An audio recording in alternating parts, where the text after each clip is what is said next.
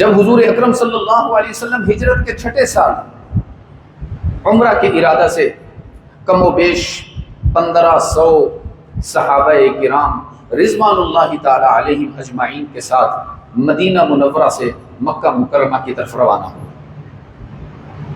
یہ سراسر عبادت کا سفر تھا، نہ جنگ کا ارادہ تھا، نہ لڑائی کا ارادہ تھا، نہ کوئی مذاکرات کا پروگرام تھا. آپ صلی اللہ علیہ وسلم نے عمرہ کی نیت فرمائی، صحابہ کو تیار کیا اور محض عمرہ کی نیت سے آپ صلی اللہ علیہ وسلم مدینہ منورہ سے روانہ ہو.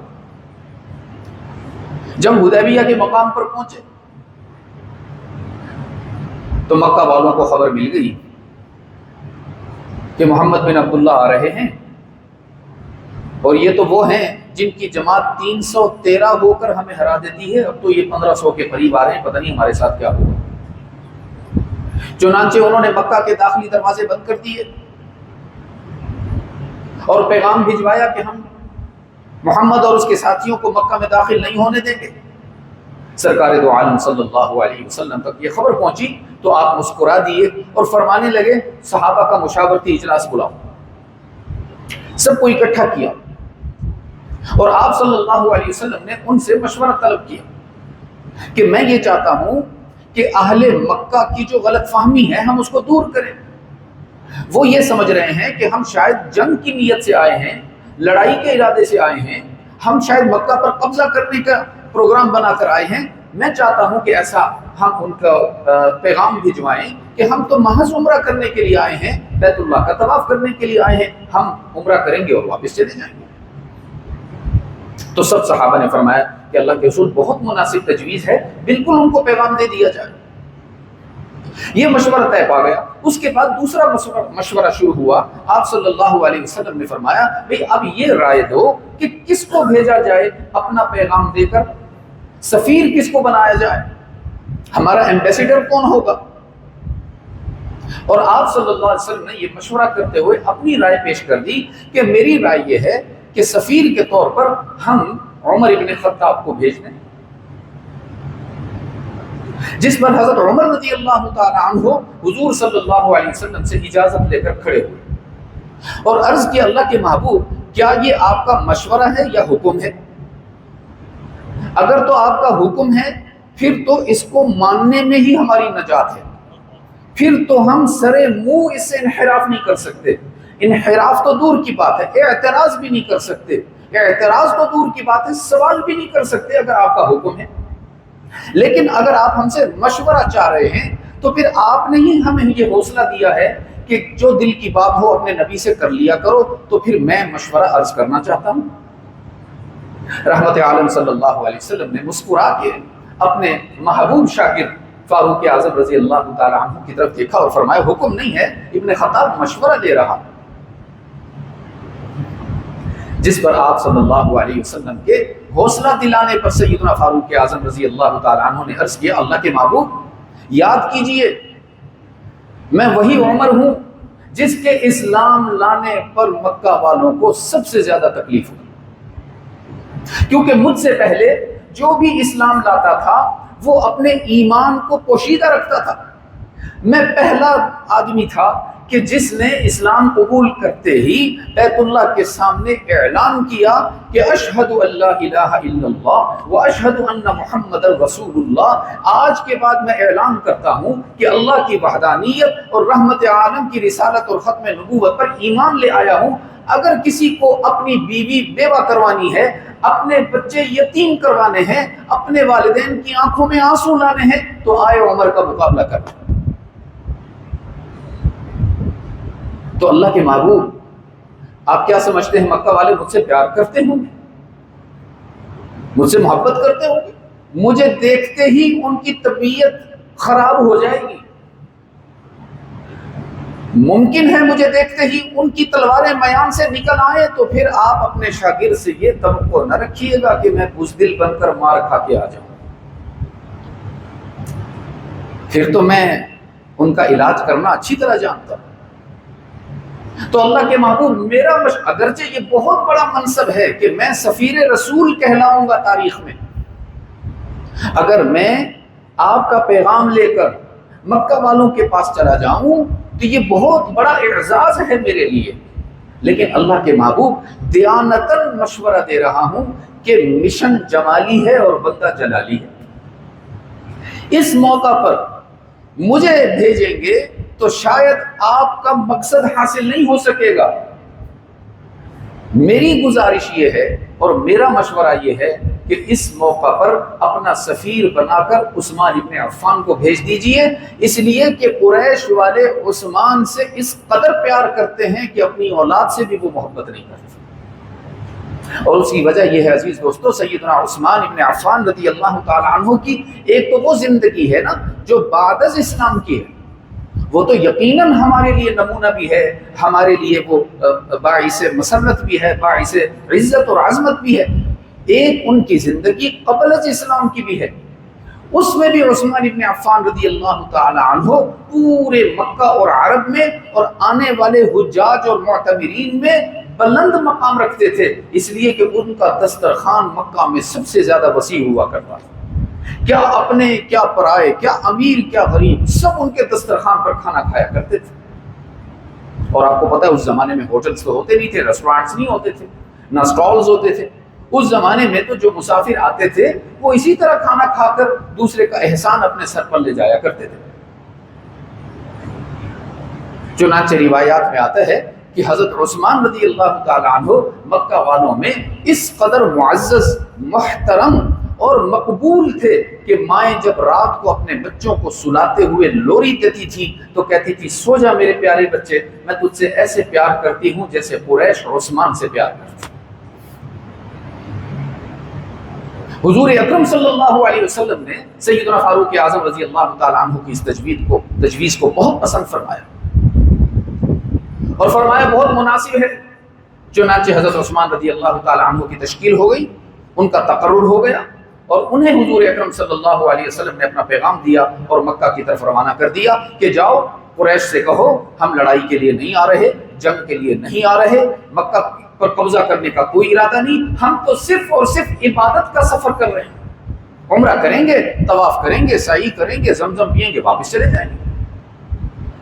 حضرت عثمان رضی اللہ تعالیٰ عنہ مکہ میں داخل ہونے لگے، جیسے ہی مکہ والوں نے حضرت عثمان رضی اللہ تعالیٰ عنہ کو دیکھا تو پورا مکہ ان کے استقبال کے لیے باہر نکل آیا، اور ہر شخص کی زبان پر تھا ہمارا محسن آ گیا، ہمارا دوست آ گیا، ہمارا محبوب آ گیا۔ مکہ والے یہ سوچ رہے تھے کہ شاید عثمان اسلام کو چھوڑ کر واپس آ گیا ہمارے پاس، چنانچہ بڑے ڈھول دھماکے، تالیاں، پھولوں کے ہار، مٹھائیاں اور نعرے اور خوب ان کا استقبال کیا گیا۔ حضرت عثمان رضی اللہ تعالیٰ عنہ اپنی سواری پر سوار ہو کر سیدھا حرم میں تشریف لیا۔ پوچھا گیا عثمان کیسے آئے ہو؟ ہم آپ کو مرحبا کہتے ہیں، ویلکم کہتے ہیں۔ عثمان رضی اللہ تعالیٰ عنہ نے فرمایا کہ بھئی آج تو میں اپنے نبی کا سفیر بن کے آیا ہوں، رحمت عالم صلی اللہ علیہ وسلم کا پیغام لے کر آیا ہوں کہ ہم تم سے لڑنے نہیں آئے، ہم تم سے جھگڑنے نہیں آئے، ہم تم سے کسی قسم کا تعارض نہیں کریں گے، ہم تو عبادت کرنے آئے ہیں، اللہ کے گھر کا طواف کرنے آئے ہیں، تو ہمارا راستہ مت روکو۔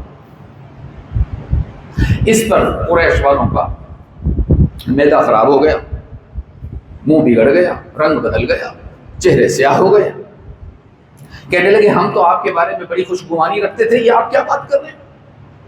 ہم نے یہ طے کیا ہوا ہے کہ محمد کو مکہ میں داخل نہیں ہونے دیں گے، یہ تو ہمارا فیصلہ ہے پورے عرب کا، یہ کیسے ممکن ہے کہ وہ یہاں آ جائیں؟ ہاں آپ آ گئے ہیں تو آپ تو ہماری آنکھوں کے نور ہیں، سر کے تاج ہیں، آپ کو ہم اجازت دیتے ہیں کہ عمرہ کرنا چاہیں تو بیت اللہ موجود ہے، عمرہ کیجیے۔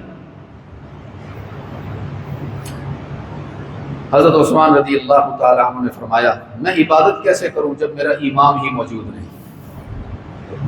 میں اپنے آقا کے بغیر عمرہ نہیں کر سکتا، میں اپنے محبوب کے بغیر بیت اللہ کا طواف نہیں کر سکتا، میں تو تمہیں ان کا پیغام دینے آیا تھا، وہ میں نے پہنچا دیا، میرا کام پورا ہو گیا، تم مانو تمہارے لیے خیر ہے، نہیں مانو گے تو تمہارا ہی نقصان ہے، میں واپس جاتا ہوں۔ مکہ والوں نے سوچا کہ یہ واپس جائیں گے، پتہ نہیں ہمارے بارے میں کیا نیگیٹو بات کریں گے، تو انہوں نے حضرت عثمان رضی اللہ تعالی عنہ کو پکڑ لیا اور ان کو پابند سلاسل کر دیا، اور پھر یہ افواہ پھیلا دی ان عثمان قد قتل، کہ حضرت عثمان رضی اللہ تعالی عنہ کو قتل کر دیا مکہ والوں نے. یہ ریومرز پھیل گئی پورے علاقے میں. اڑتی اڑتی بات حضور اکرم صلی اللہ علیہ وسلم تک پہنچی. آپ کو بخوبی علم ہوگا عزیز ساتھیوں کہ کسی بھی ملک کی جو سفیر ہوتے ہیں وہ بہت ہی معزز اور محترم ہوتے ہیں. کوئی بھی ملک اپنے سفیر کی بے عزتی پر کوئی کمپرومائز نہیں کرتا. یہ بہت نازک اور حساس معاملہ ہوتا ہے کہ ایک ملک دوسرے ملک کے سفیر کو نقصان پہنچائے. اور سفیر بھی عثمان ابن عفان رضی اللہ تعالی عنہ جیسا، جن کی قدر و منظر حضور اکرم صلی اللہ علیہ وسلم کی نگاہوں میں ایک خاص مقام تھی. آپ صلی اللہ علیہ وسلم بے ساختہ اشک بار ہوئے، غمگین ہو گئے، دکھی ہو گئے یہ خبر سنتے ہی. تو آپ صلی اللہ علیہ وسلم نے صحابہ کا اجلاس بلایا اور فرمانے لگے یہ اطلاع آئی ہے کہ ہمارے سفیر عثمان ابن عفان کو مکہ والوں نے قتل کر دیا. آج میں تم سے بیعت لینا چاہتا ہوں، آؤ اور میرے ہاتھ پر بیعت کرو. صحابہ نے عرض کیا اللہ کے محبوب بیعت تو ہم آپ کے ہاتھ پہ کر چکے ہیں نا.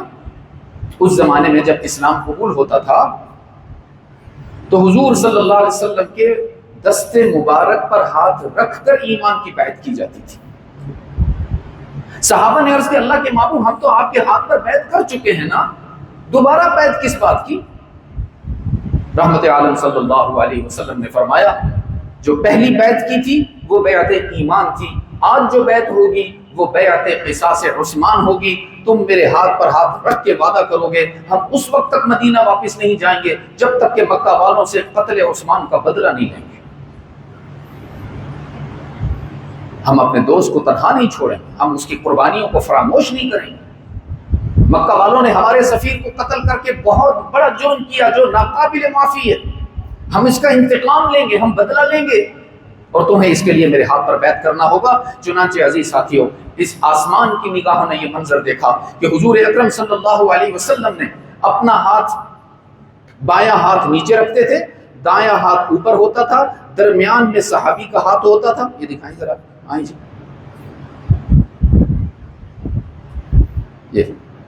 یہ دیکھیے یہ کیفیت ہوتی تھی بیعت کرنے کی. ادھر بھی دکھائیے. حضور صلی اللہ علیہ وسلم کا بایاں ہاتھ نیچے، صحابی کا ہاتھ درمیان میں اور دایاں ہاتھ اوپر. اور الفاظ کیا تھے؟ ہمارے نبی فرماتے تھے یہ نیچے والا ہاتھ میرا ہاتھ ہے، درمیان والا ہاتھ تیرا ہاتھ ہے اور اپنے دائیں ہاتھ کو میں عثمان کا ہاتھ قرار دیتا ہوں. گویا تو نے محمد اور عثمان کے ہاتھ میں ہاتھ دے کر وعدہ کیا ہے کہ جب تک عثمان کا بدلہ لوگے واپس نہیں جاؤ. اللہ کو یہ منظر بڑا پسند آیا، اللہ کو یہ منظر بہت پسند آیا. اللہ نے اس منظر کو قرآن میں ذکر فرمایا ان الذین یبایعونک انما یبایعون اللہ، ان الذین یبایعونک انما یبایعون اللہ. میرے محبوب بالیقین جن لوگوں نے آپ کے ہاتھ پر ہاتھ رکھ کر وعدہ کر لیا کہ عثمان کے قتل کا بدلہ لیں گے، ان کو بتا دیجئے کہ یہ وعدہ محمد سے نہیں ہوا، رب محمد سے ہوا ہے. یہ بیعت تم نے رسول اللہ سے نہیں کی، یہ تو اللہ سے ہو گیا وعدہ.